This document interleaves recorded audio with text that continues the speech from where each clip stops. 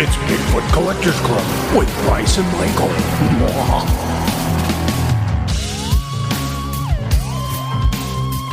I know a ghost story or two.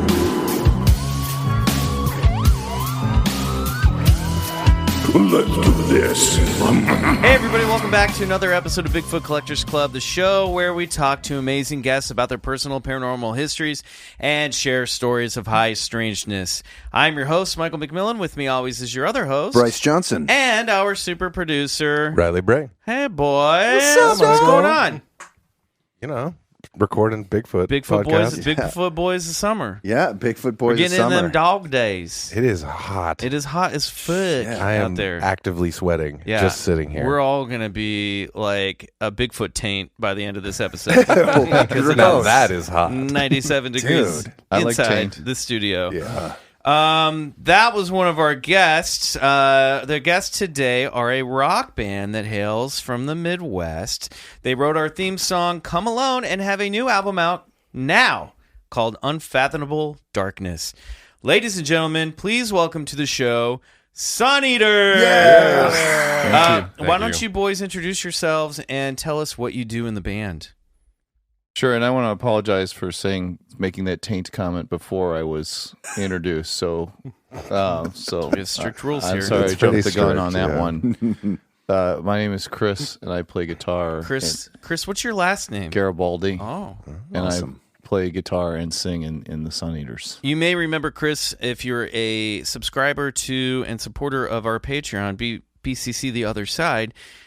Chris was a guest in our very first Bigfoot movie club, Communion. Wow, that's right, yeah. It's the very first one we ever did. It was a great night. Yeah, And great young movie. man next to Chris, who are you and Hi. what do you do My name in is the Scott band? Hartley. I play bass. I sing a little bit. And thank you for getting the taint joke out of the way because I was going to go after it. It was going to be a lot more sweaty. You than can just talk as many taints as you want. The word taint really, in all seriousness, has a lot of history. It's tainted. with You're right. Scott and I. Yeah. taint misbehaving. When we went to college, I think we picked up on the word taint. and It was twernt at that point, I think. It was Twernt. Yeah. Oh, right, because it weren't Or Maple Bar. Yeah. Maple Maple Bar. I don't like that at all. No, you shouldn't. Don't be like shy that. on that, Mike. Okay, I'll Scott eat it. Hartley. I'm gonna eat it. So you guys both, bass, guitar, you both sing. Who are you guys? How does talk about the how you collaborate? Do you both write the music? And you guys, how long you've known each other both for a long time? For almost 40 years. Wow. 39 years we've Wow. known each other. Because in grade school, they sat us alphabetically. So Garibaldi sat next to Hartley. So it was Cargannon. How does Can the you say alphabet Cara go? Gannon on a podcast? Yeah, sure. Yeah, of course. She's the coolest. Cargannon, Chris Garibaldi, Scott Hartley, we all sat in a row. And is she part of the band She's too? not. Yeah. She's no longer with the band. In fact, she never Okay. was. She got married and her name changed, so we had to Okay. kick her I think out she's of the still band. Cargannon. That sucks. Fair enough. And this is, of course, in the city of. This was Western Springs, Illinois. Oh, was okay. where we met. Is that a suburb of Chicago? It is a It is. suburb of Mhm. Chicago. Do you guys know about the Chicago Mothman? I've heard talk, but not details. The You have details? We have some details. The Okay. Chicago Mothman. There's been sightings. It was more in 2017. It's Yeah, been it was a kinda couple quiet years ago. recently. It made a comeback. People were spotting this large winged creature, and even a couple people took some photographs of it, which were pretty interesting. But All up and down Illinois and in parts of Wisconsin, people were seeing this Really? big black, humanoid being with big wings, and some people saw it would be driving along the side of the road and see it take off and fly into the I sky. thought the Mothman was driving. No, The I know Mothman- that's what I got to. The Mothman was driving his what would the Mothman His Ford drive? Impala? Yeah, his Ford Miata. Impala. Let me see if there's Miata. any updates on the Mothman of Yeah, there's so much so. Chicago. There were so many reports. Some dude wrote a whole book on the subject of the Chicago Mothman. Yeah, this was all last year. Vice magazine wrote an article about it, and you know what? We'll put it in must be the true. show notes for this episode. There you go. Speaking of recent reports of cryptids and creeps, we have some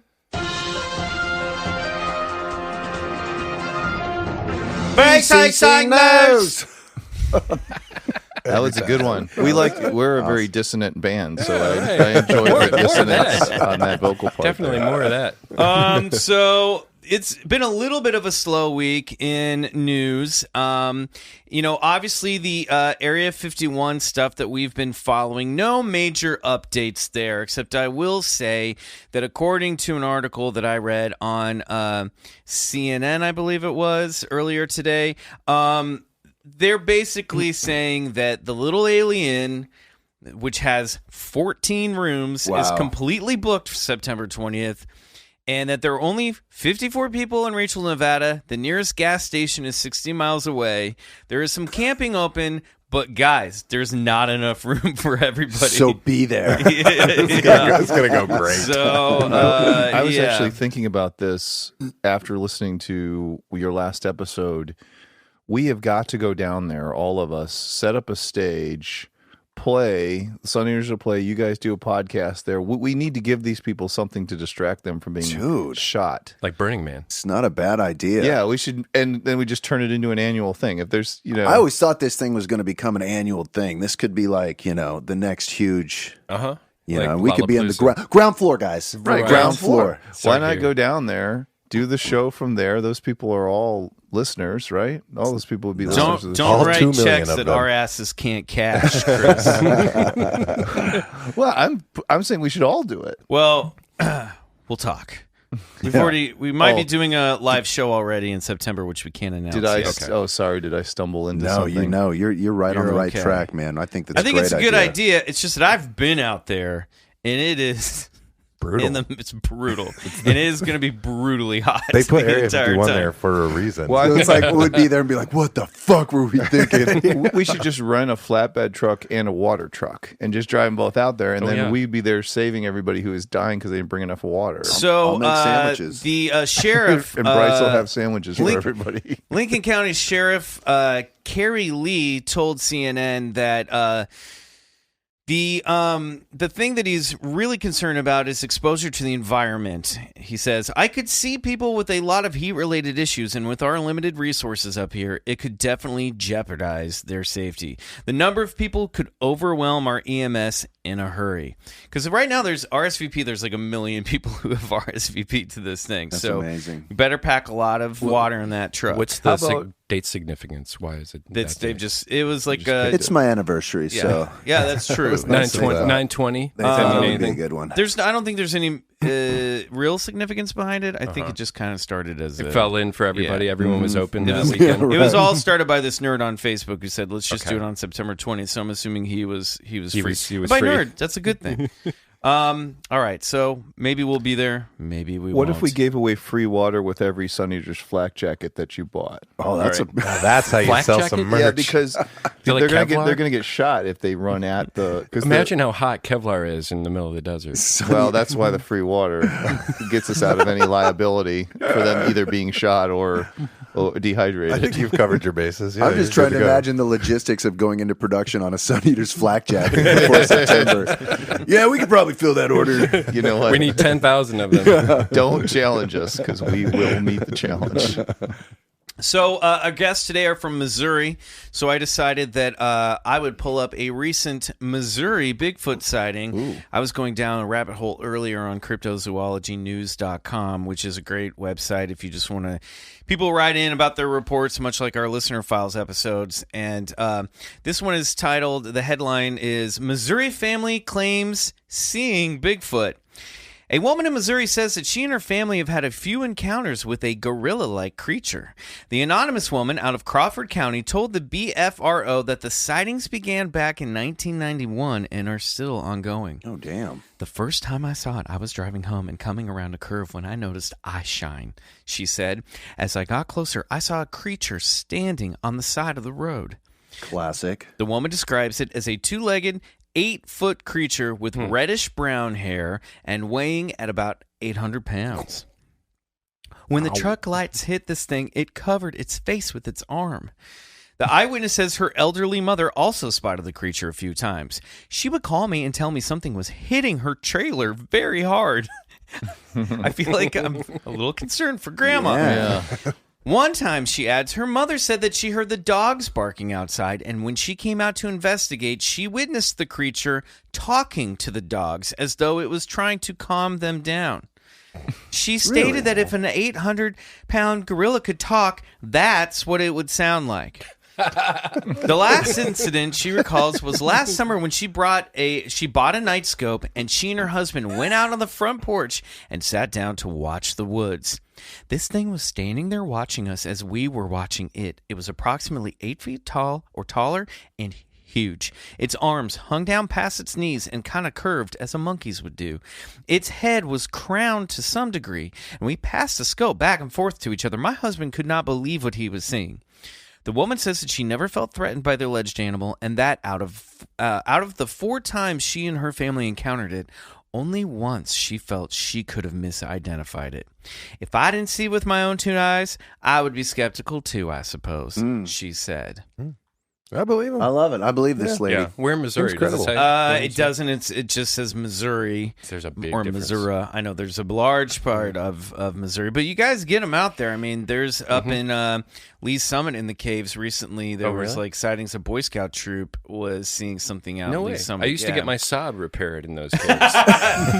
Next time, you better check under the hood. Yeah. Before you drive home, you never know what's I like going the to be in fact there. that she nailed 800 pounds. Like, I would not know 800 pounds if I saw 800 That's a pounds. lot of weight. I think it's just an Italian neighbor. There's not a lot of Italians. There's not a lot of Italians in Missouri, and they just. By the way, for your audience, I am Italian, so So it's okay. and quite hairy in all places. And I just think that's what happened. The guy took his shirt off to do something. It was to very pet the dog. Whenever I pet my dog, I have to take my shirt off. to talk to it. Talk to my dog. I do like that Talk to it, him, like, as I'm the trying to calm him headlights down. rolled by, it threw up its arms. It's a very like human move. It's a very Those long Italian monkey thing to arms. do. Italians don't like light. They have other Bigfoot North Carolina, as we're about to find out. North Carolina woman claims candy-loving Bigfoot visits her frequently. A woman in North Carolina says she often sees an ape-like creature walking around her property. I already know where you're going with this, Chris. I 'cause love candy, by the way. And my last name ends in a vowel. Let's just keep that. Shelby resident Vicky Cook says she wasn't sure about what she saw at first. I said, this cannot be real. I screamed. I didn't know what it was, she explained on the 11,000-member Bigfoot 911. Cook says, this is obviously a Facebook page, Cook says that the sightings began back in March when she noticed a few footprints on her property, which she showed on a short video interviewed by Charlotte station WCNC TV. She also claims to have pictures of the creature, but the evidence has not yet been produced. She has, however, provided grainy video footage of one of the alleged encounters. The woman says that she is sure it wasn't a bear and that the animal likes eating cookies and candy. She believes the Sasquatch is about 8 feet tall and possibly a juvenile. Last year, another North Carolina... Because of the candy? I thought he was going somewhere else. about him. A delinquent.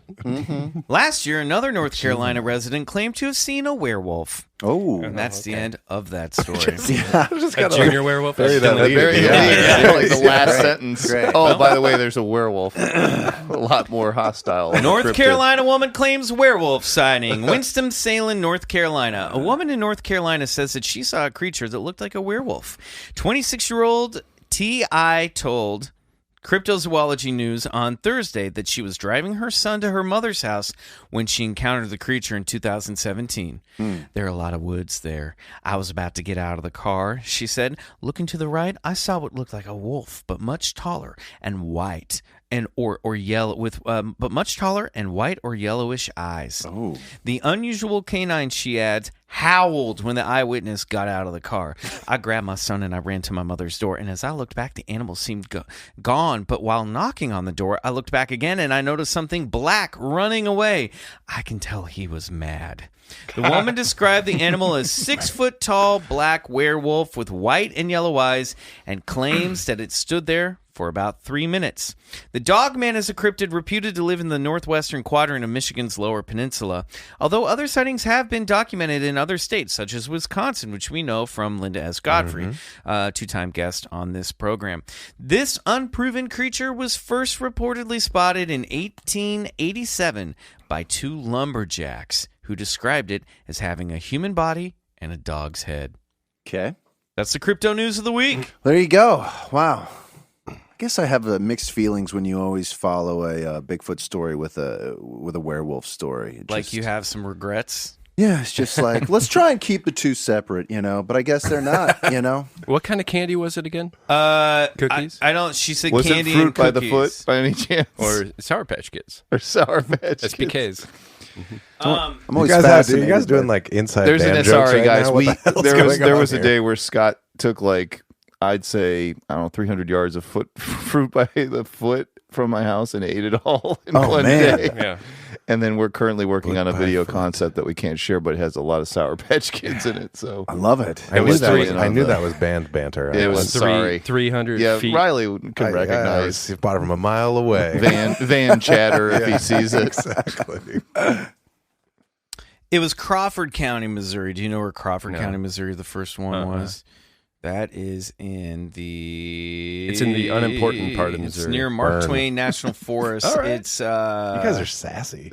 I'm always It is. fascinated by these mini habituation cases where it's usually these old ladies where the Bigfoot's always coming around the backyard and eating her apples and going through her garden. There's a blues song that I'm goes so like, proud of you you keep for coming it. around my backyard eating my apples. I think Going there's through a my theme. garden. I think there's a theme like they all have a son that never calls them. Yeah, right. Yeah, I don't know. It's strange, but they never come with any good like photographic evidence of it, except for that one lady in the Mayaca? in the Mayaca skunk ape photo. That one. Are you guys familiar with that? good. No. So an old lady, she writes this anonymous letter to the local sheriff's department. She's like, "Did somebody lose an orangutan?"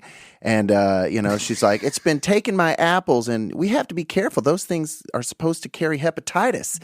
And anyway, she sent in 2 photos, and the photos are incredible. Like I'm sure I could pull Here, it I've up got it on right here. on my cell phone.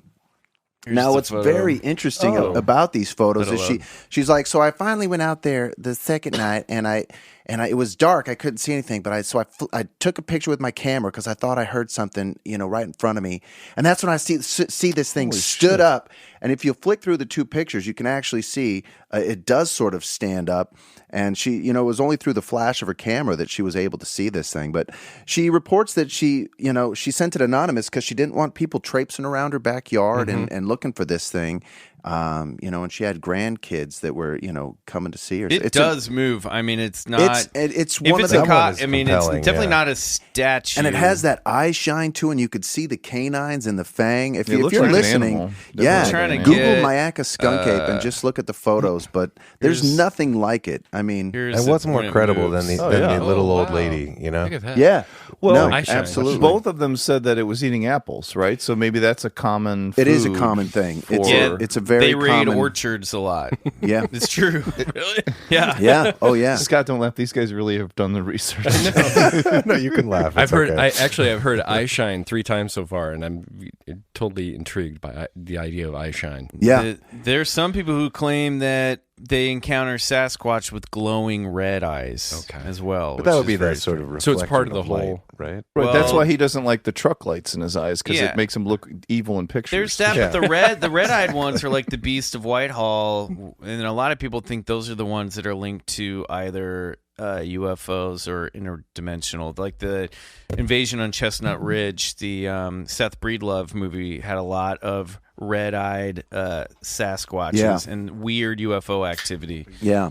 So Well, it might have something to with them being able to see at night as well, because a lot of people report these things as being very nocturnal, and the activity is very high at night. And that they have perhaps this eye shine- they have built-in night vision goggles. yeah, into very their much eye so, sockets. absolutely. And there might just be some science behind that. More on that There later. might be. Oh. Yeah. Oh. Well, Dropping we're- a little A tease little there. hint. Well, we're going to Little take a quick tease. break, and when we come back, more with Suneaters, Chris Garibaldi and Scott Hartley.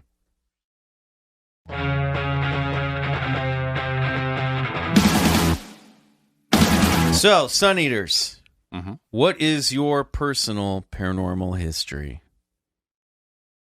Well, Scott's actually been arrested with the Missouri Bigfoot. Do you want to tell that With one story? Missouri Bigfoot. Yeah, when we were in college. And Pray let me do just tell. preface with when we were in college. Yeah, we had a very large party at our house, and it was a Halloween party. I was actually that year dressed as Tom Wolfe. Where did you go to school? Oh, I'm sorry, University of Missouri Uh-huh. in Columbia, Missouri. That's where this occurred. And just to get back to my costume, I was dressed like Tom Wolfe, the author of Electric Kool-Aid Acid Test. Great book. So it was a little obscure. People weren't really giving it the love Which they was a deserved. full light gray. It was suit. a seersucker suit, actually. Seersucker, mostly white, but it was a seersucker suit. Does and he I had have a like an bolo. eye patch or anything? No, but So I you had, could have been a plethora of people. I could have been anybody, a Southern dandy, Right. maybe. So, anyways, the party got a little out of hand, and the police showed up. And at that point, I was arguing with the police in the front yard. They were telling me that I need to go inside. I was telling them this is my property, which is the classic response to a cop hassling you. This is my property, which it wasn't because I was renting this house. Exactly. Get out of my property. So at some point, the guy said, if I don't go in the house, he's going to arrest me. And almost on cue, a large man dressed as Bigfoot came around the corner, holding a 4x4 over his head. And screaming nonsensically. At that point, the cops, the ears just perked up and they took him down. Wow. No. Took him down, cuffed, face in the leaves. It was fall, face in the leaves. They beat the living shit out of him too. Yeah. So he had a board over his head like He a was- 2x4, like yeah. he was coming Like- running to attack? He was Right, carrying it right. at his waist, and then when the cops were like, "Stop!" he thought it would be funny to take it above his head and go like, like the sand people in Yeah. Star Wars? And Exactly. then Yeah. the cops Right on. saw that as a threat. And actually, I think the cops were just like, "Fuck it, let's just beat the shit." out of Yeah, this guy." Bigfoot. that's Let's kill him. definitely So what he was arrested, and I didn't go in the house, so I was arrested, and our friend Bob was also arrested because he refused to get that cop off his property. So we're in the back of this cop car. The cuffs were so tight, and this guy was Bigfoot, not barefoot. He probably was barefoot, but he was also Bigfoot, and he kept saying, "I'm not Bigfoot. I'm not." You're mistaken. I'm not I Bigfoot." think you think you caught the real Bigfoot. That's not what's happening. I'm in a just a costume. No, really. Except And- Bigfoot would say that. If- I'm not Exactly what Bigfoot. Bigfoot would say. I'm not Bigfoot. Yeah, you don't think You're Bigfoot. You gotta let me go. I'm not Bigfoot. Yeah, I've been getting away with this for decades. You think you actually got me? But actually, he sort of changed his tone over time and tried to convince the cop, "I'm not Bigfoot. My name is Hugh, and I can't see out of my left eye," which he proceeded to say repeatedly because he had leaves stuck in his eye from when the cops shoved his face into the ground. So it was like on a loop. "My name is Hugh, and I can't see out of my left eye. My name is Hugh, and I can't see out of my left eye." So eventually we made it to the cop shop. They processed us. They put me and Bob in one cell. They put Bigfoot in another cell where we heard Bigfoot screaming over and over, "I'm not really Bigfoot. My name is Hugh, and I can't see out of my left eye." He was buddy. like, the cops like cuffed him the moment the acid kicked in. Like that's the problem. No, poor Hugh. He's Oh, telling man. himself. Was Yeah. he cuffed with a Bigfoot mask still on his No, head? the mask was off. Okay. He He's had still in the leaves costume. covering his face, covering his costume. Cuffs behind him.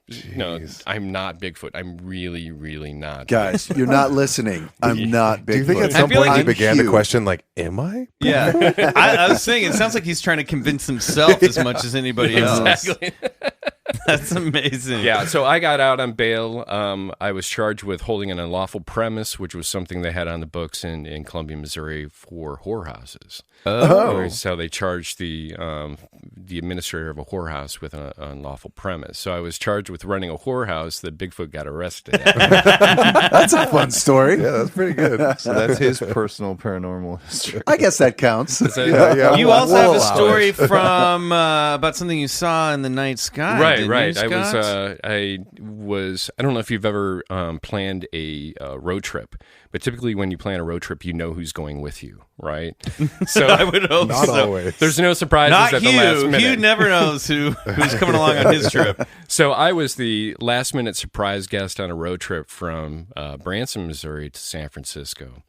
And I was not wanted. I didn't know I was not wanted as the third wheel on this road trip. Who was it with? Can we ask? It was with you don't have to say names, but just your relationship. no my, names. my friend Tom, who was notorious for not giving out enough information to his girlfriend. His girlfriend was an opera singer. Her name was Mariana. Got it. Can I say that? Sure. Sure. I did. You have to So she did not know that I was joining the road trip out to San Francisco. So the entire road trip consisted of her and Tom screaming at each other in the back of the seat while I drove their white Acura. I am not across the country. Bigfoot. I'm not Bigfoot. I hate you. No, I don't hate you. I am not Bigfoot. You are not. So it was a long trip. The car actually broke down in Death Valley. Ooh. And we were trying to get out of Death Valley, and at that point, their arguments had reached this fever pitch where they were screaming at each other in the back of this car as I'm trying to pull out of Death Valley with a tow. Finally, we get out of Death Valley after the car is fixed, and they are now refusing to talk to each other, and they're both sitting in the back seat on either sides of the seat while I'm driving, and up in the sky, a shimmering silver orb that went back repeatedly, back and forth, back and forth. I caught it out of the corner of my eye when they weren't screaming at each other. And it was one of those things where I immediately reached into the backseat and I'm like, did you see that? Did you see that? But it was just like the small silver globe. It was not a weather balloon because I know what those look like. But it was just shaking back and forth like it was having a seizure. Oh, really? And then I looked away, told them, looked back, gone. But it was very clear. How to me. close Weird. to it? I mean, I know that you can't judge how much it weighed, but how far away from about it 800 do you think it pounds. was? Yeah. 800 feet. It was up in the sky. It was probably like 10,000 feet up in the sky. Okay. It's a So it was daytime up there. sighting. Yeah, it was up there. Could you judge how big it would, the size of it? Is it the size of a plane? It was smaller than a plane. Okay. Yeah, it's not a weather balloon, but Got it was it. weather balloon sized. Okay. But it was noticeable. It was very silver. It was very reflective. That's pretty common, isn't it, Bryce, to see like silver orbs? That's a pretty common UFO, Yeah, isn't it? absolutely. White orb, silver orb. Yeah, absolutely. I mean, most people don't look up in the sky hardly at all. So, I mean, for those that do, they not often, but, see things more than the people that don't. I've seen similar objects like that. Did anything strange happen in and around that time, or have you seen anything since or before? I haven't, but I remember right before that time that it was 127 degrees as we were pulling out of Death Valley. Not that there's any correlation between the supernatural and the temperature at any given time. It's hot as hell. But there's probably some sun effect on the rocks, the land, or something like that. Maybe sending up a shiver or something like that influenced my seeing, but I don't know. All I know is it was a momentary break from people screaming at each other in the back of the car. Yeah, that's wild. Did you ever think about UFOs? Were you into the No. paranormal at all? Are Not you at all. somebody who, this stuff doesn't No, occur to you? it's not like I was out there actively, Right. looking for something to entertain me. No, it was. Well, I mean, you were looking for something to entertain I you. was I'm looking for sure, something based on this different. trip so far. Sounds kind of like a buzzkill. Well, but- I'm not fabricating this out of some necessity to survive this road trip. It was a real deal, and I have not. Has it piqued your interest since, or? It has. Yeah. I mean, with recent news about it, it all makes a lot of sense to me. Oh, that's interesting. So you're someone who's been affected by all this recent press that the UFO subject has been getting. Right. And I'm not one who's really exposed or pursues this information a lot. But to me, it's just like, oh, yeah, okay, I got it. Makes sense. Right. So you're open to this being something extraterrestrial. Oh, hell yeah. Cool. Mm-hmm. Hell yeah. Hell yeah. Wow. No, I'd be prone, being cynical as I am, be prone to shoot it down pretty quick. But this was fairly convincing. It's interesting to meet someone who, I mean, because we're embedded in all this stuff, but it's interesting to meet someone who's been, their antenna has been piqued with all this mainstream press that the UFO subject has been getting. Right. Yeah. That's me. Sometimes we're just in bed. Yeah. Mm-hmm. Oh. For all the shippers out there. This got really blue. Christopher Garibaldi, what about you? What is your personal paranormal history?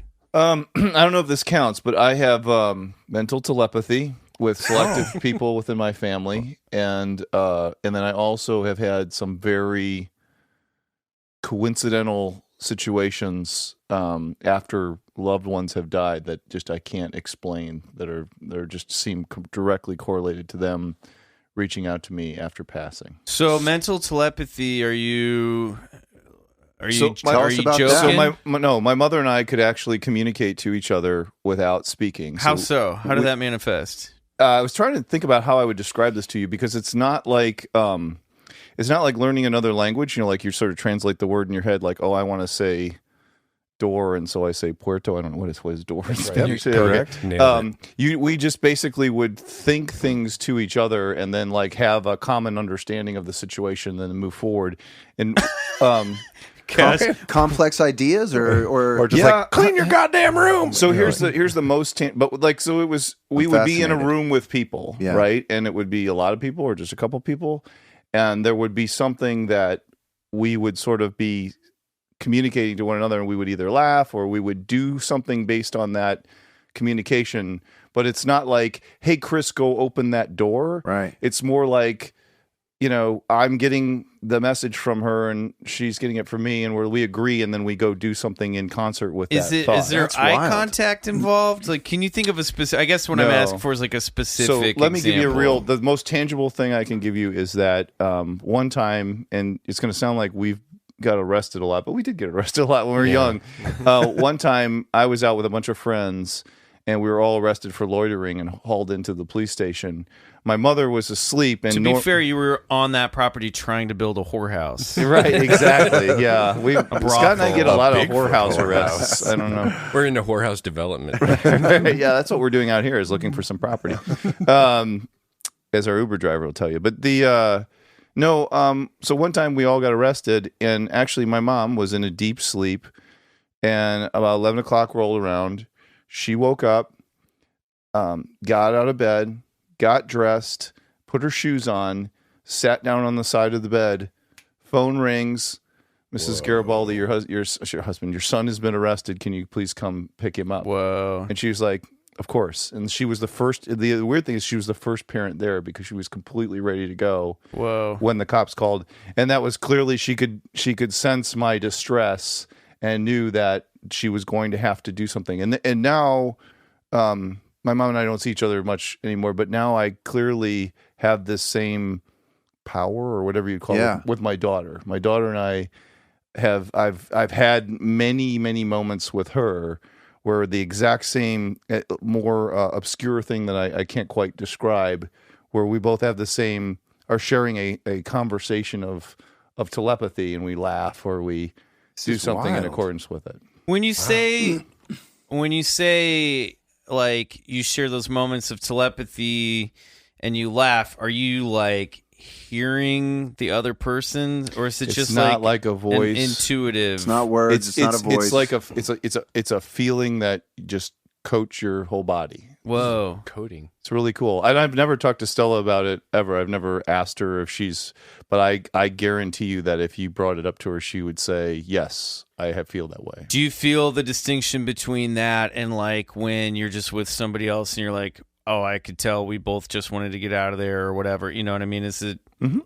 you know, because I think we all have those moments where we're like, I could tell you were thinking what I was thinking. You but and I this have is had many a different. moment like that. Right. But I never felt that was the same thing. Right. So this is something that has an actual physical sensation with it. It's like having a conversation. It's the experience of having a conversation, Whoa. but telepathically. That's incredible. I never knew this. Yeah, I know. I thought Full disclosure, I am a family member of Chris Garibaldi's via marriage. legally, Yes. yes. I've known him for a long time, and you've never told me this. I know, and I thought it'd be nice to tell you here because I think you were worried about having me on because I don't believe in anything. No, not at all. We have many skeptics on this show, as a matter of fact. This is the ultimate example of save it for the podcast. Yeah, exactly. Right. Yeah, which That was our telepathic thing, is you knew that I was going to have a podcast about this one day, so you've just been saving it. And maybe this is related. So I'll do one other thing. The thing about people who dying coming and tell me things. So like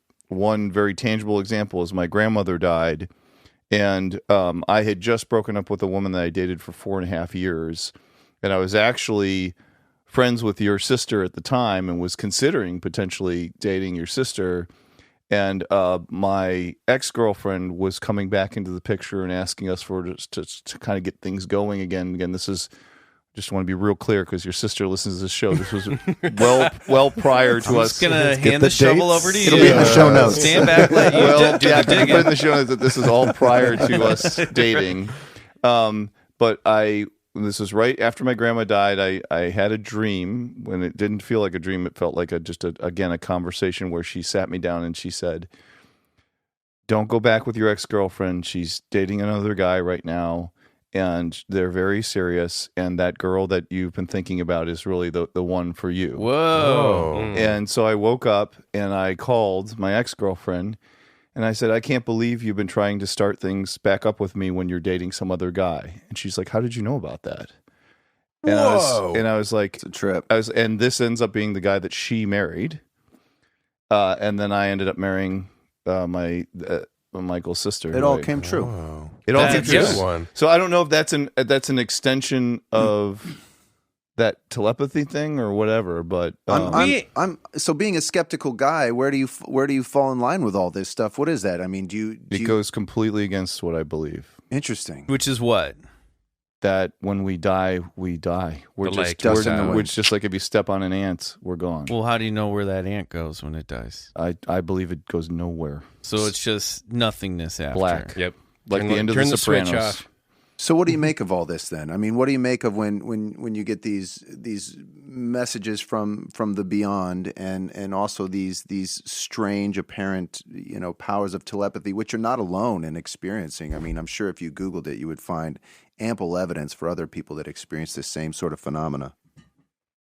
I don't know. It's exciting. Like it really, because I would like to think that that my psychological issues or my chemical issues, whatever you want to call them, forced me into being a cynic and thinking these very, I wouldn't say negative, but very definitive things about life and death and the supernatural. And that I would like to think that that's a part of my flaw, and that I'm just not being open to what the truth is that there's more to what's going on, and that there is different ways that mental energy and telepathic energy and post-life energy flows. That's a very self-aware perspective on your very good. cynicism. Yeah, well, that's my problem too. Is way too introspective. So, but anyway, I am a very, I am a very cynical person. But again, one other anecdote, you can cut this out if it's too much. Is Nope. I had a friend. One time I was building a soundproof booth. This goes along with the music thing. So I was building a soundproof booth in my basement because I wanted to do some recording. And this was the house we were in before the one we're in now. And I had run out of money. I needed $100 to finish this booth. This friend of mine came over, was visiting, and said, "Hey, I want to give you something." Handed me a $100 bill and said, "This is to finish your booth." And it was exactly the amount I needed to finish the booth. Huh. So I was like, boy, that was really nice of you. And that I don't think is that supernatural at all. I just think it was just Synchronicity. generosity. And he was a person who really he loved people pursuing their dreams no matter how silly they were, right? That's nice, yeah. So then we got into this new house and we were planning on building a new studio. I had all the money sort of budgeted to do it. And this person passed away. And I called Scott. I don't know if you remember this. So I wrote you an email and I said, I'm so freaked out about how this person passed, and I'm going to need to save money for my family. I don't think I should go through this expense. And Scott was very understanding about it. He's like, yeah, that's cool. It's fine. We'll just keep recording the way we have. Lo and behold, another incident completely disconnected from this person who passed. I get a check in the mail that's the exact amount of money to build the studio. Yeah, it's crazy. And I was like, it was like the exact amount. Wow. And then I was like, well, I guess we're building the studio. God wants me and to. Yeah, right. God has greenlit the studio. So come.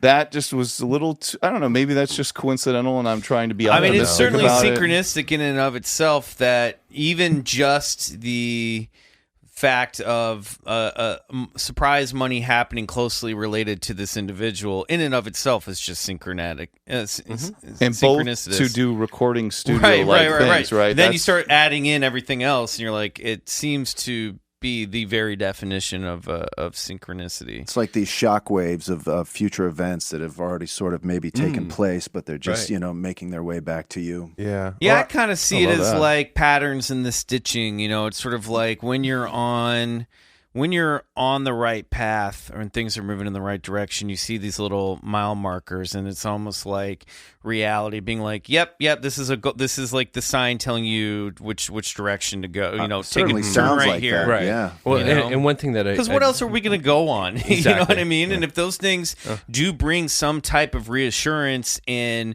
clarity, then embrace it. Why not embrace it? Yeah. And just to be purely existential about it, none of us would be here without your dream of your grandmother. In this moment, none of us would be here without that dream. That's It's actually a very great point, Oh, right? Yeah. Yeah, without Yeah. my grandmother's dream, we wouldn't be sitting here today. Yeah, thank that's you, a trip. Grandma. Thank you, Grandma. That's wild. You scored. I like as that well. your grandma had some like very useful information, and you know sometimes people just see their grandparents but they don't say anything, or their loved ones. It's cool that she like was like, dude, don't do this but do this. Like she I was mean, not. and I'm 100% serious. It was she's dating another guy. Yeah. She's very serious about that guy. Yeah. You know, do not pursue that. And when I literally woke up and called her and was like, "What's this other guy?" You know, how did you know about that? That's crazy. Did you And it's- My grandma told me in a dream. My It's mother- not the my boy. grandmother told me I you were a said, whore. I actually said people are talking because I was like trying to like get it That's out. I'm very like, Trump of people you. are talking. Yeah. Yeah, it was really Trump of me. Everyone's saying you're a whore. I'm not saying it. Sex worker. You know what's Sex worker. interesting Yeah, is that so 2019. many people, if they experience this mental telepathy type of thing, they immediately discount it and therefore sort of shut off that part of their brain. If somebody like you and your mom just sort of accept that there's this connection, then perhaps this muscle or these neural circuits can actually continue working that way. And so it seems like you're a guy, as cynical as you may be, but you're willing to accept these sort of strange phenomena that happen and run with them. And I think that that allows them to happen more often than not. Well, and they're comforting, though. I mean, that's part of it. And when you have an experience like that, it's very comforting. It's very reassuring. It's very comforting that somebody's sort of looking out for you. For sure. And to be connected with those essential people in your life, like your mother and your daughter. I mean, God, who wouldn't want that, you know? Right. Yeah. And again, my mother wouldn't believe in telepathy at all. Yeah, Neither right. one of- but like we just gave into it because it was like it was there, right? It was happening. She's so like, we just- she's like, no, I don't have mental telepathy, but that's what happens. Right. exactly. Well, That's and exactly. also- That's how I feel. It's about just it, mind too. speak. It's also, different. Also, too, with some of this stuff, if you've had it, if you've been experiencing it your whole life, you may not know that what you're doing is maybe necessarily different from what other people do. Right. I mean, how many times you go, "Oh, I thought everybody's family was like that," and you're like, "No, that's just your family." You know what I mean? Yeah. Yeah, I do that a lot. Yeah, it's pretty Unfortunately. fascinating. Okay, guys, Chris, you know this. Scott, you may or may not. We like to play a game on the show with our guests called Bullshit or Believe It. I'm going to go down a list of things, and if you believe it, you say believe it. If it's bullshit, you don't, you say bullshit. Is there rapid fire? It's rapid fire. You guys are both going to answer at the same time, and the boys here are going to help me keep track so we can circle back on things. Okay. All right? Cool. On your mark. Get set. Ghosts. Believe it. Bullshit. UFOs. Believe it. Bullshit.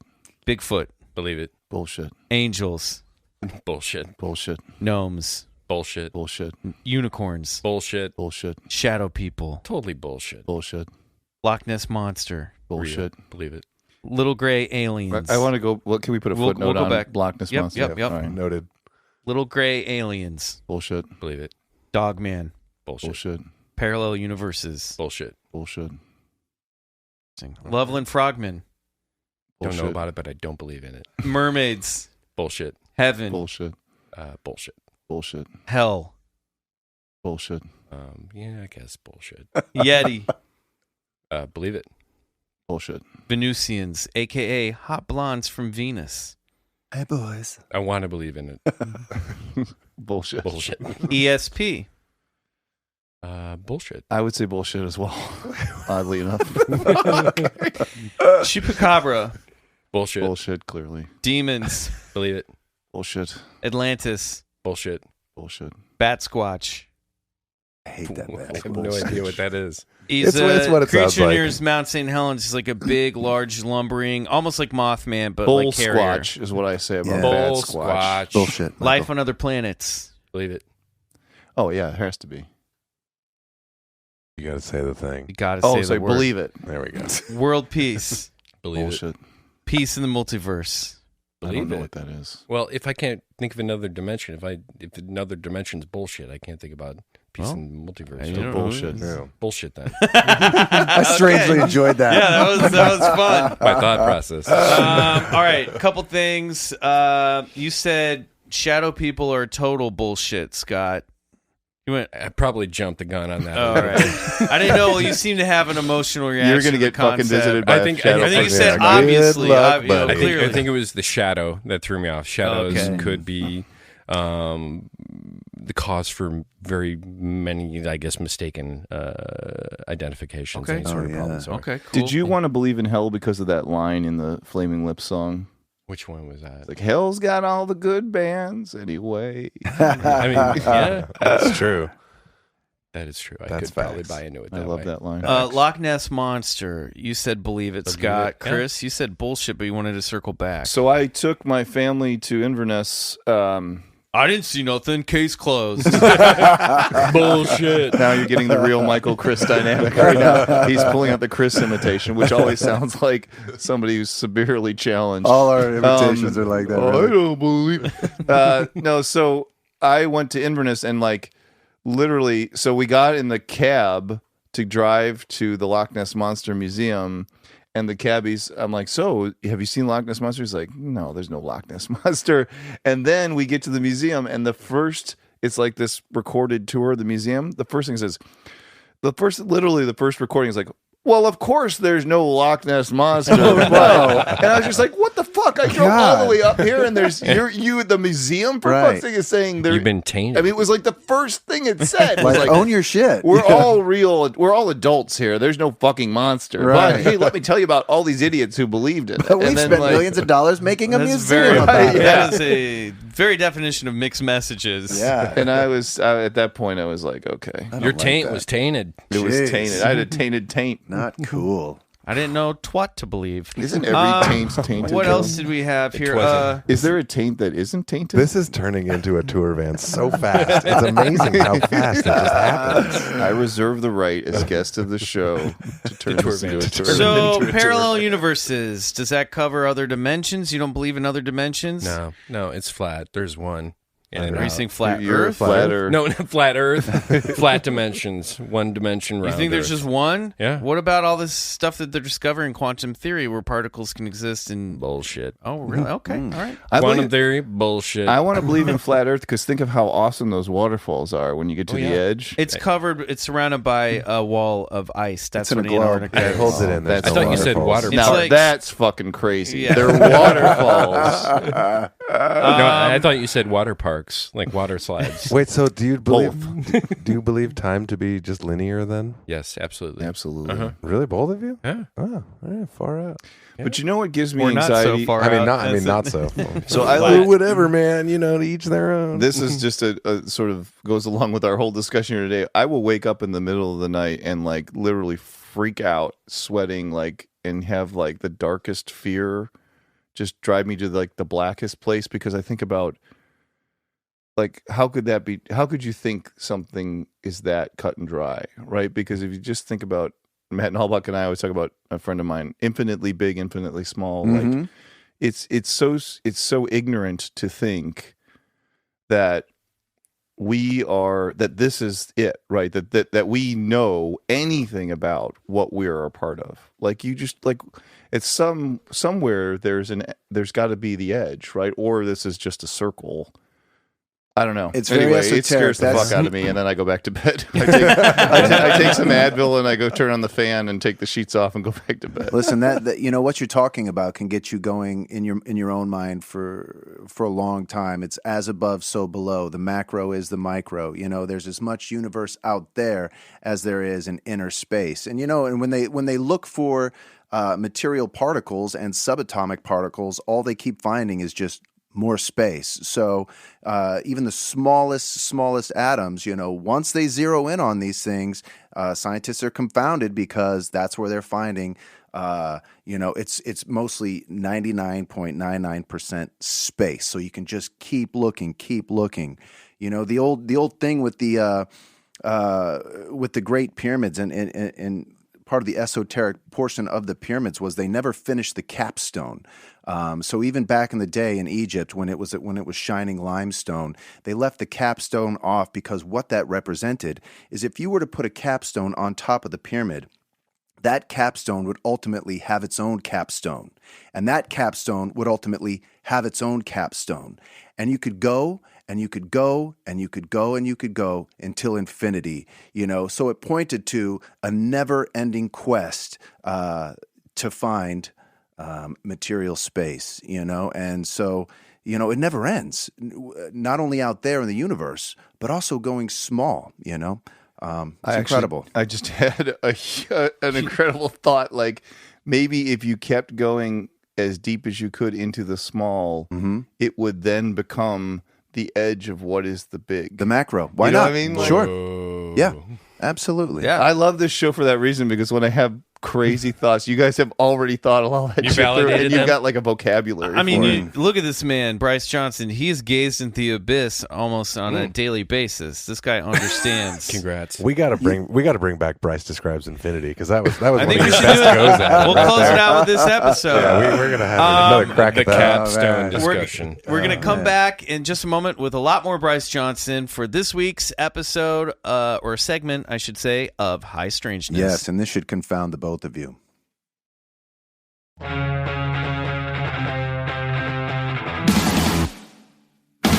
All right, gang, we're back, and it's time for this week's High Strangeness, and it is Mr. Bryce Johnson's turn.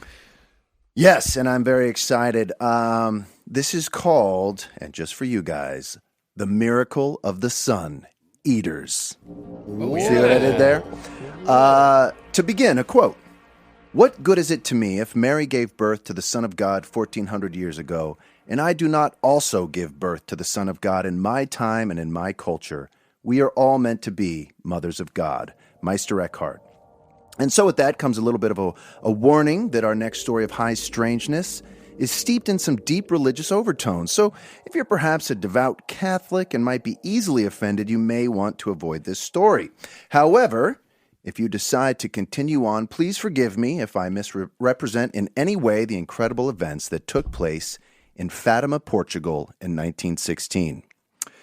And may I also add, are you familiar with the miracle of the sun? I am. I've actually started researching this months ago. Oh, wow. And just kind of tabled it for the appropriate time, which I guess I didn't realize was now, which I agree it is. So. Oh, man, it's perfect. Also, it's not my turn, but I also want to add that it's my belief that Marian visions have taken place all over the world in different times and cultures and are an expression of the goddess image, an archetypal pattern of great antiquity and psychological power. The goddess is a force forever seeking ways to objectify itself and manifest today in many ways, including Aphrodite, Gaia, Isis, Mother Earth, and of course, in the mold of Mary, a familiar psychic vehicle for the collective imagination to work through. Now, on with the show. One of the most incredible modern-day miracles since perhaps the resurrection of Christ, that's right, I said it, took place in the small village now you're just really teasing these Catholics. of Fatima in the city of Portugal, Spain, around 1916. A miracle which culminated in 70,000 spectators seeing the sun dance in the sky. A miracle that, although is immersed in Catholic motifs, is in fact not that different than other surprisingly similar phenomena, such as the contactee experience. In the early summer of 1916, 3 young shepherd children were playing near a cave, more on that cave later, in the small town of Fatima. Guys, stay tuned for that cave. Yeah, Shepherd keep children. that cave in mind. The children were Lucia Santos, 9 years old, and her 2 cousins Francisco and Jacinta Marto, ages 8 and 6 respectively. When all of a sudden, a strong wind blew and the air became cooled and charged with a supernatural atmosphere. It was then that a white light enveloped them, and in the middle of that white light was the image of a small boy of great beauty who said unto them, "Fear not, I am the angel of peace. Pray with me." And the angel knelt on the ground and began to pray with the children. And afterwards the angel said, "Remember how I taught you to pray the rosary, and pray this way every day." Then the atmosphere became charged again, and the boy disappeared into the sky. The children were left in a state of shock and told no one of the encounter. The apparition appeared again in midsummer and found the children playing near a well when he said, "What are you doing? Pray! Pray a great deal! For the hearts of Jesus and Mary have merciful designs on you. Offer prayers and sacrifices continuously to the Most High." The children asked, "How must we sacrifice ourselves?" To which the angel replied, "Make everything you do a sacrifice, and offer it as an act of reparation for the sins of which God is offended." So, of course, like good little children, that's what they do. You dirty, dirty children. They You go- horrible, dirty little children. They go into what I yeah. like to call prayer overdrive and start sacrificing all they can, giving their lunch away to the poor, fasting, whatever they can think of.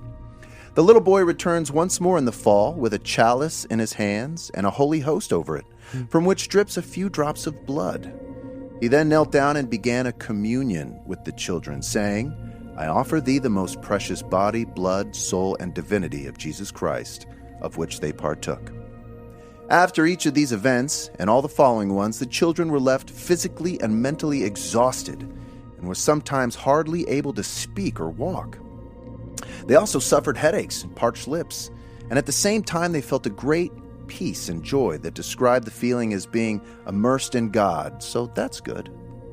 Now, we fast forward a year later, May 13th, 1917. The kids are outside playing again, probably feeling that things were just starting to get back to normal, when out of nowhere, a brilliant flash of lights hits them, followed by a thundering clap, and a ball of light descends from the sky and rests on a small oak tree, which is still there, by the way, and much larger. Only this time, That's what trees do. that's what trees do. Remember that tree. Remember that tree. Now, this time in the middle of the ball of light is a beautiful, shining lady in white who says, "Fear not, I will not harm you." "Where are you from?" Lucia asked. "I am from heaven," the lady replied. "What do you want from us?" "I want you to come here to the same place on the same day of every month for 6 consecutive months. And then I will tell you who I am and what I want, and I shall return here again for a 7th time. Also, do you wish to endure God's suffering for the peace of the world?" To which they replied, sure." Then she opened her hands to them like that of a loving mother and blasted them with an intense light that infused them with a deep sense of love and joy, and she disappeared. Iron Man style. Totally. Blast them with repulsor rays. The children returned in June as told, and this time with a group of 50 interested spectators, and as promised, the lady appeared in the same manner as before and projected another beam of light through the children. And when little Lucia asked if they could see heaven, the lady in white replied, "As a matter of fact, Jacinto and Francisco will both die young and go to heaven. You, on the other hand, will have to stay around longer, for God has plans for you." Whoa. Which reminds me of the sage advice, never ask a question you don't want the answer to. Bryce, can I ask a question? And I Yes. would like the answer to this. Yes. I can't remember when the 50 people were there witnessing this. Uh-huh. Could they couldn't see the lady in white. Great question. The spectators, meanwhile, could not see anything but a thin little cloud where the children saw the lady and a faint buzz or a voice or buzzing noise with their interaction with her. And while some of those felt a cooling of the atmosphere. But after the exchange, everyone heard a loud explosion and watched the small cloud rise from the highest branches of the nearby oak tree where the apparitions took place. During the lady's 3rd appearance Thank in you July, for that answer. You're welcome. I'm not scared of it. Yeah. During the lady's 3rd appearance in July, where there was now 4,500 people clamoring to see these visions for themselves, the lady in white asked the children to pray for peace and promised to work a miracle in October to prove her reality. She then showed them terrifying visions of great fires, tormented souls, and shadowy demonic figures. The lady announced the coming end of the First World War, but warned of a second, much bloodier war if people didn't stop offending God. One that would begin during the reign of Pope Pius XI and be preceded by an unknown light in the sky. To prevent this war, the woman asked for the consecration of Russia to her Immaculate Heart. If Russia continued its current path, it would spread its mistakes across the world. Damn you, Russia! The woman once again departed with a loud explosion. Well, as you might expect, word of the visitations got out, and the 3 children became celebrities amongst their rural Catholic compatriots. However, Lucia's own family and much of her community, including skeptical priests and pilgrims, resented the visitations and saw her story as a lie. The Republican government, too, thought the story was a hoax cooked up by Jesuits in order to reignite religious fervor. Crafty Jesuits. The local mayor, embarrassed by the situation, brought the children to his hall in Orem for interrogation. When he failed to get them to confess to fraud, he had the children thrown into a prison cell and tried to force a confession under threat of death by boiling them alive in hot oil. But the children didn't budge. This is like going back to Salem witch trials shit. Oh, man. They're frying those kids. He also tried separating them to see if they would give conflicting reports, but to no avail. On the 13th of August, the children were still imprisoned, so the crowd of 18,000 stood by the tree alone. Those present heard a clap of thunder and saw a bright flash, and once again saw the cloud from above over the tree drift into the air and fade away.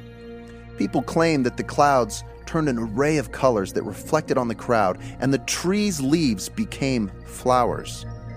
The mayor, under immense pressure, released the children on the 15th of August. Now, they were back tending their flock on August 19th when Lucia, Jacinta, and Francisco felt the change of the supernatural change in the atmosphere. The woman returned again only to ask, "Where the fuck were you guys?" Verbatim. It says that in the Bible. That's right. No. She, of course, asked them to pray for peace and to make sacrifices to sinners. But her next visits, unimpeded by authorities, would be the most spectacular yet. The spectacular monthly appearance of the mysterious Lady of Fatima continued into September, where there were 30,000 visitors this time, including thousands begging for healing and at least 2 skeptical priests. However, the priests too confessed to sensing changes in the atmosphere and seeing a ball of light appear in the sky and settle on the tree. Other witnesses saw white petals fall from the sky. However, the petals seemed to shrink and melt away as they approached the people on the ground. The children once again saw the lady in a ball of white. This time, she promised a miracle when she returned in October and promised to heal some of the beggars in the meantime. On to the grand finale. 70,000 people were present on October 13th, the last of the lady's visits. In the pouring rain, a ball of light left the cave of St. Irene and approached the children.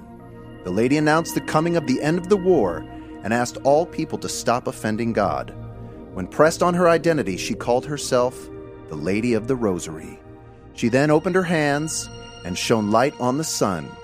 At this point, Lucia cried out and pointed upwards as if moved by an external impulse. The children saw various holy figures standing by the sun, smiling down on her. Yes, Michael, like the scene in Return of the Jedi. The spectators, however, saw something very different. They watched as the clouds parted and revealed a spinning silver disc that shined beams of colored light in all directions, and the day's light dimmed to the point that witnesses were able to see stars in the sky. Among the crowd was a skeptical professor, Almeida Garrett of Coimbra University, a scientist who described the phenomena in the following terms.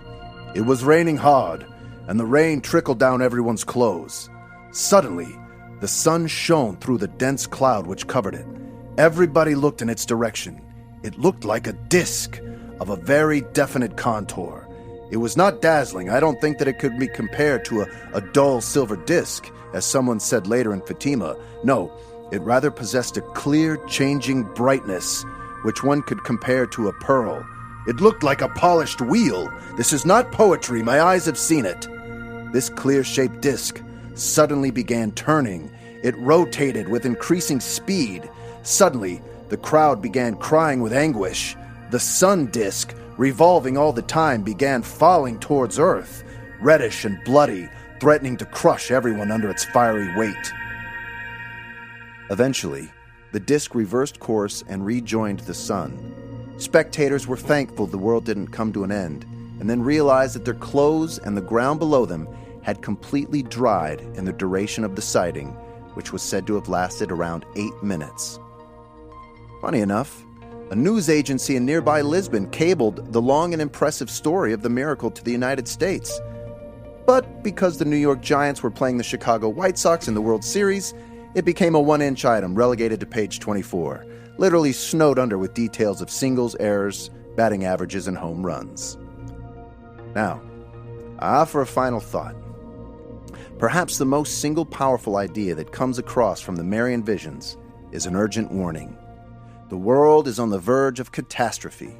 Constant war and suffering, overpopulation, a depletion of our natural resources at a staggering rate, and rising climate changes. The Marian goddess is here to warn us of this and to show the path to prevention. And seeing as how our scientific revolution and technology has banished the sacred and divine into the realm of fantasy, perhaps what is needed to truly save us from ourselves is a spiritual revolution. And that's the story of the miracle of the sun eaters. Wow. Yeah, so what do you guys make of that? That's a big question. Believe it. Yeah, Believe it. crazy, right? That was awesome. Well Everything told, about dude. that was Yeah. awesome. Yeah. I was enthralled. Oh, yeah. And it really happened. There's pictures of the event. They came out somewhat fuzzy, as these things sort of tend to do. But, they wrote about it extensively in the papers of the Times. Imagine 70,000 people, among with them at least 5 to 10% skeptical and just wanting proof for their own eyes. All but to see this sort of silvery disc. And it was described as falling like a leaf, as if some of those old scenes of UFOs, they're just sort of like, hovering like that. It's very interesting. It leaves one to wonder. You said the Marian goddess? Yeah, the Marian. It's called the Marian. Marian. How do you spell that word? Marian, which means there's Marian visions that take place all over the place. I don't think I'd heard that term. That's what I was just clarifying. Yeah, no, you could say visions of Mary or the Mary morphogenesis, which really translate into once people have these visions and they see these things, whether it's on their pancakes or in a shadowy corner in the Bronx, it has a very specific. Well, they're both. Two of those actually happen. They both have a social impact, and not only that on society, but in culture, and they can really reverberate. So it's not just a few crazy people witnessing this thing. Very strange. I'm interested on your take on this, Bryce. Like, do you think this is a UFO sighting, or do you think that this is like an angelic thing? What is this? I believe that these Marian visions are a psychic vehicle, for this intelligence, this phenomena, this entity, this sentient unknowingness, that it manifests itself through different times and different cultures, and different iconography, and different iconographies. It's very archetypal. To get back to that cave, and interesting to note that the cave where the apparitions of Fatima took place was also a place of ancient goddess worship. Centuries ago, where the three children saw the Lady from Heaven in 1917, people worshipped Isis, the goddess of many names. The Roman writer Apuleius described an encounter with Isis at the same cave. The goddess spoke to him and said, "Behold, Lucius, I am come. Thy weeping and prayer hath moved me to secure thee. I am she that is the natural mother of all things, mistress and governess of all the elements, the initial progeny of worlds, chief of the powers divine, queen of all that are in hell, the principal of them that dwell in heaven, manifested alone and under one form of all the gods and goddesses." So it's a very powerful energy. It almost feels like, to me, like Gaia, like the It's Earth the same goddess, thing. the Earth energy is coming up and communicating with, human beings in a almost like, it's almost as if the Earth could telepathically communicate with its people. Well, on that's it. right. And like, hey, Speaking of hay, a lot of people think that the crop circle phenomenon is also messaging from this fertility goddess that was worshipped for 40,000 years old, where you'll even see little figurines in antiquity of this goddess archetypal image that people are profoundly moved to tell about and to recreate in their art and in their stories. It's fascinating, and I'm not being crude here, but like when you think about the imagery, like it's a cave, it's very like obviously it's like the womb,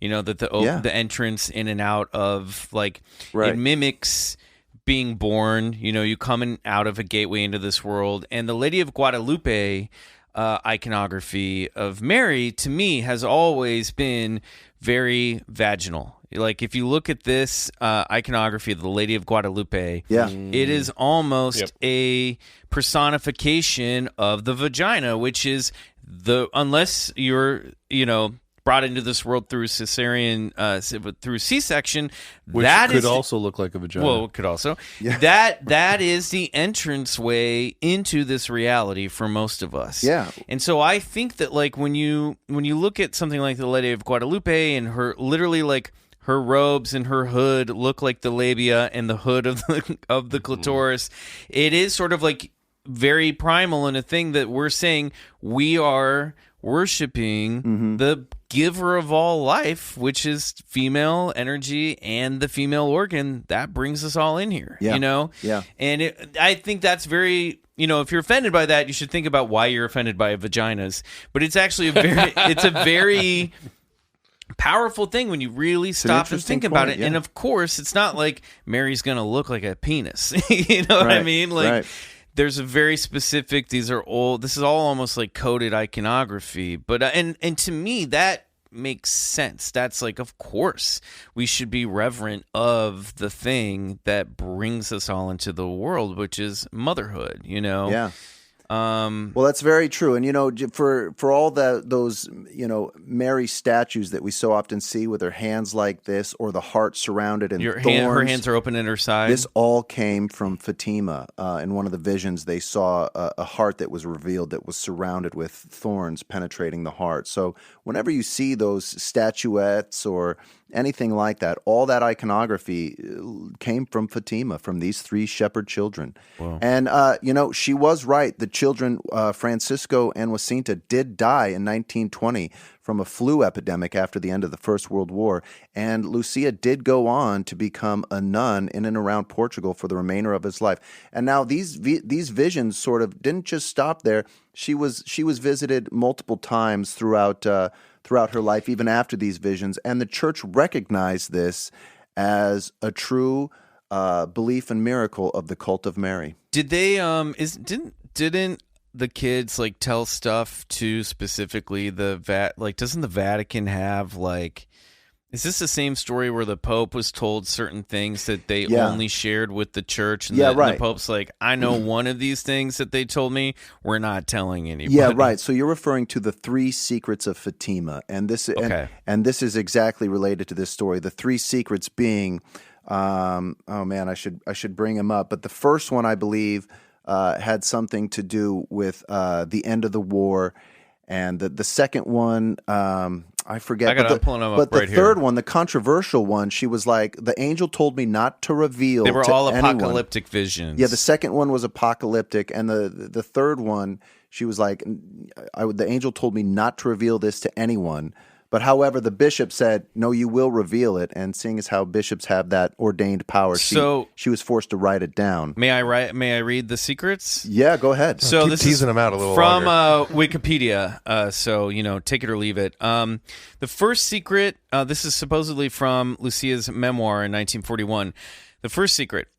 Our Lady showed us a great sea of fire which seemed to be under the earth. Plunged in this fire were demons and souls in human form, like transparent burning embers, all blackened and burnished bronze, floating about in the conflagration, now raised into the air by the flames that issued from within themselves, together with great clouds of smoke. now falling back on every side like sparks in a huge fire, without weight or equilibrium, and amid shrieks and groans of pain and despair, which horrified us and made us tremble with fear. The demons could be distinguished by their terrifying and repulsive likeness to frightened and unknown animals, all black and transparent. This vision lasted but an instant.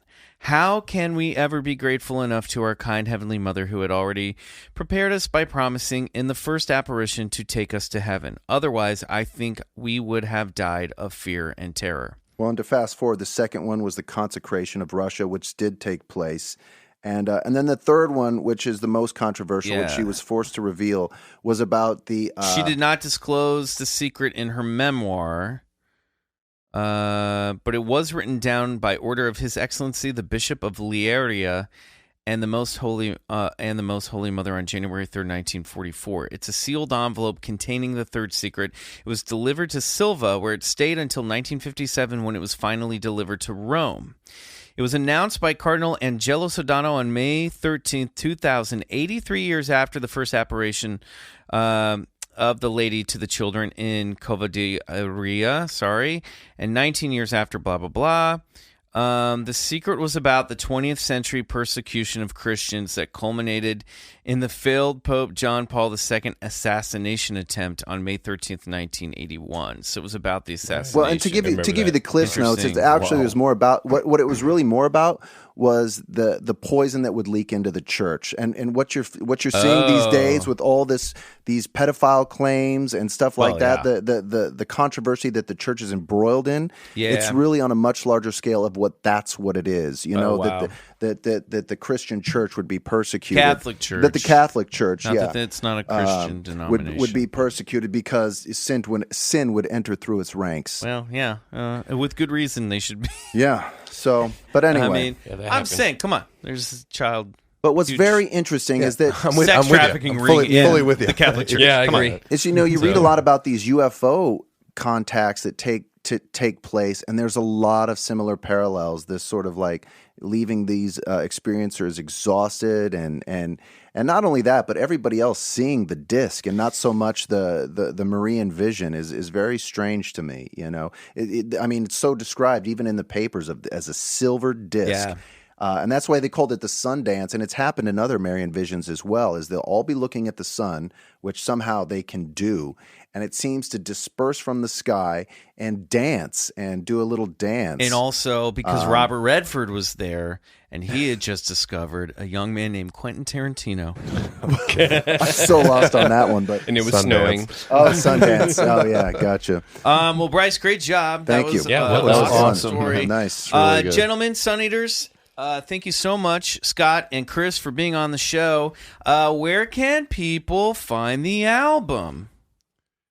Everywhere. Yeah, I found it on Spotify. Under your couch, in your car. You can stream it everywhere. You can buy it everywhere. It's everywhere. And your mom's house. I heard a rumor that part of the album was recorded right here. I was going to say, are we going to end the show without mentioning that the many connections? That. So there's many connections between the Suneaters and this show. So you guys may not know this, but the Suneaters was an album title from a band that I was previously in, and I was just thinking about this the other day. This is the band that I want to put this diplomatically. It's the one that I most miss being in. It was a band called Dr. Doctor, where Michael was the lead vocalist. What? Scott was the bass player. I played guitar and didn't sing at all. And Mark Silverberg, our friend Mark Silverberg, who painted the front and back cover of the recent Suneaters album, which is great. Yeah, he great was packaging. Incredible artist. Yeah. He was the drummer, an incredible drummer. So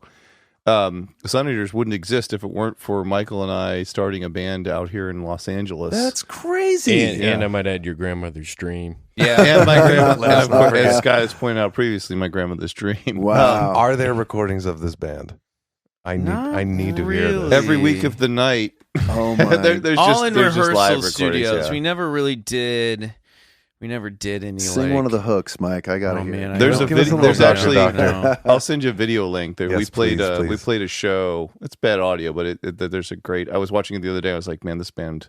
I miss this band a lot. Anyway, the other thing is that we recorded all the Riley and Ian did all the vocals for Rhiannon Birdsall here in Space Camp. Is that the name of the Space Camp studio? Recorders. Yep. Wow. And I did the lead vocals for Unfathomable Love here because we were just having such a great time doing vocals. I was like, I'm just going to do the whole lead here and scrap everything we did at the other studio. So, And we've done our job. right, yeah, Amazing. I mean, it was an amazing time. So I appreciate you letting us do this. Yeah, here. man. I It's can't wait to really work with you fun. again on the next record. Yeah, I want to do all the vocals out here. I was Let's do it. firmly convinced that this is the right vibe. That's Sweet. what your grandmother said. Well, congratulations. And I had a dream. There's a studio in Hollywood. Congratulations on the new album. We would like to, before we go, Bryce, anything to plug? Yeah, plug the Suneaters. Go listen to the album, buy it, listen to it. If you love our intro as much as I do, that's just a sample of the type of music that these guys do. So check them out. Great. Sounds good. I would also be remiss to not mention your guys' Instagram because it is really Oh, yeah. That's That's Scott. all really good. Oh, So, nice. Scott, what's the Instagram where people can find you? It's at Suneaters KC. Got it. Right. KC stands for Kansas City. It's constantly cracking me up. I really enjoy your Scott Instagram. is a wizard of the internet.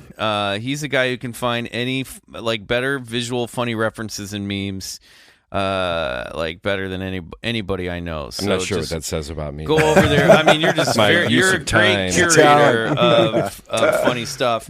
So definitely go give them a follow right now. And we are at Bigfoot Collectors Club on Instagram, Bigfoot_C Club on Twitter.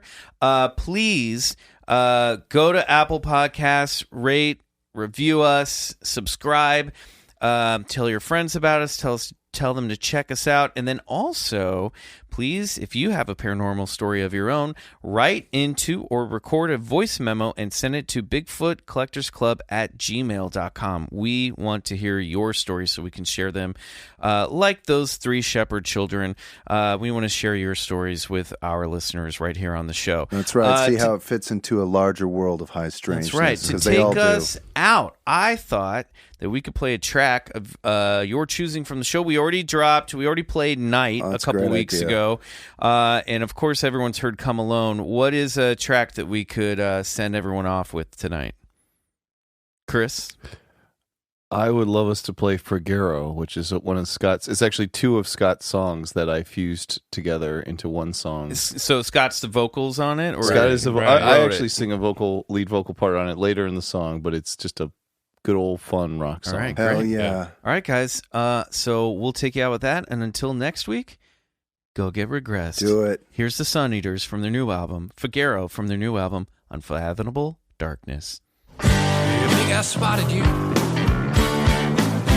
Are you playing dead?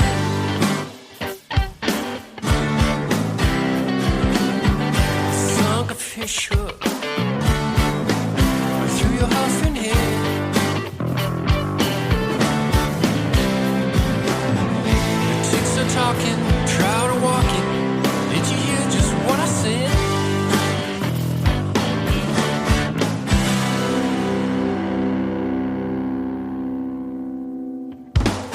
Ain't no shit now. 200 million years.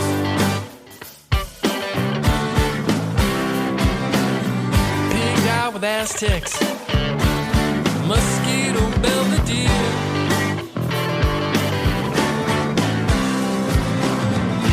Cricket cacophony, was fly poetry. A ribbon in my head.